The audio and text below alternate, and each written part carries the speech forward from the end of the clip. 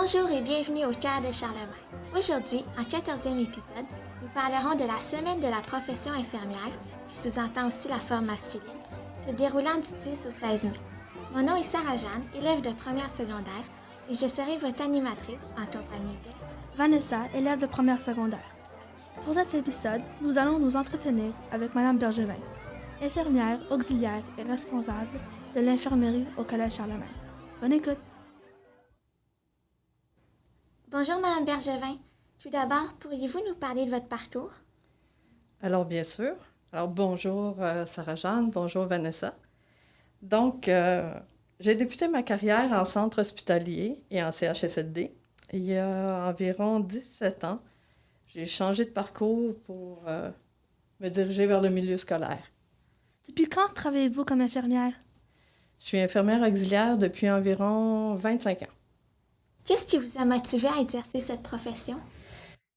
En fait, je pense que c'est cette profession-là qui m'a choisie plutôt que le contraire.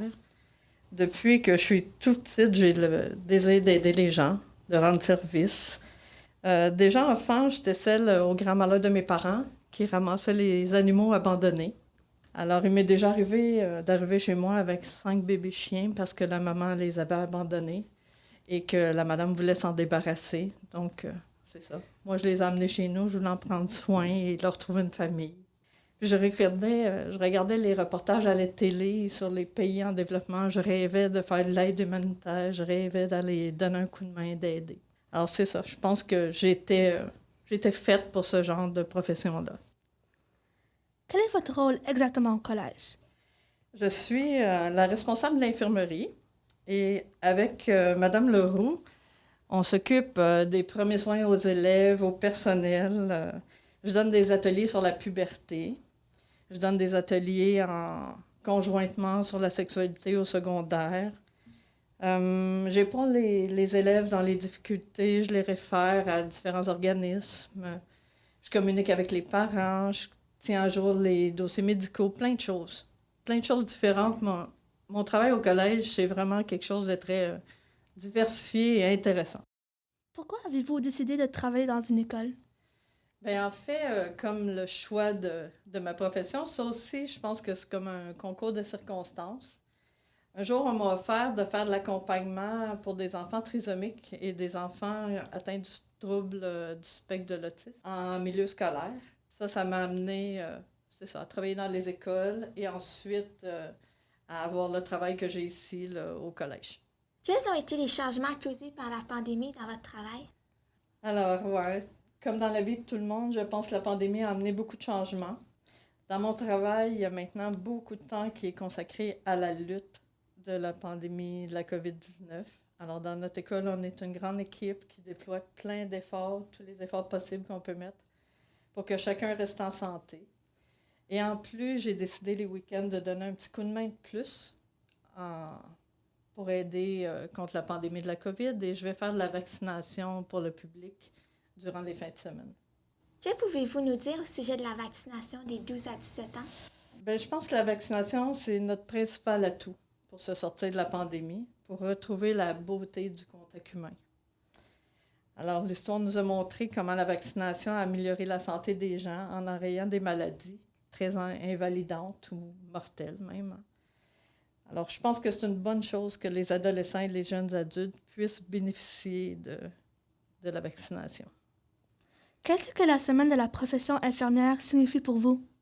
C'est une belle occasion de faire connaître cette belle profession-là. Pourquoi est-ce important de souligner cette semaine? Je pense que parce que, comme dans bien des domaines, les gens qui travaillent en santé sont des personnes passionnées par leur métier. Ce sont des travailleurs maintenant qu'on reconnaît, hein, des travailleurs de première ligne. Alors, c'est intéressant, c'est une belle occasion de leur montrer qu'on les apprécie. Comment est-ce qu'on peut montrer aux infirmières et infirmiers du Québec qu'on apprécie leur travail? À mon avis, simplement, juste en leur disant. On connaît tous quelqu'un qui travaille en santé dans notre entourage, alors en leur disant qu'on apprécie leur travail, déjà là, ça fait du bien de l'entendre. Pour terminer, quels ont été des moments marquants de votre carrière? Les moments marquants, il y en a beaucoup, des beaux, des mémorables, des difficiles aussi, là. Il y a les premiers quarts de travail. Quand on arrive à l'hôpital la première fois, c'est à la fois stressant, angoissant, mais stimulant. Il y a le sentiment de satisfaction quand on aide quelqu'un, quand on améliore sa vie ou sa santé. Pour moi, il y a eu le contact au début de ma carrière avec les personnes âgées qui ont tellement à raconter, là, qui ont tellement à offrir. Puis ensuite, le saut avec les jeunes, avec les ados en milieu scolaire, qui était un beau moment aussi de ma vie, qui l'est encore. Je me trouve chanceuse de pouvoir partager ma vie avec des jeunes là, à longueur de journée. Alors ça fait partie des beaux moments de ma carrière. Merci beaucoup pour vos explications et d'avoir accepté notre invitation, mais aussi pour le travail extraordinaire que vous faites.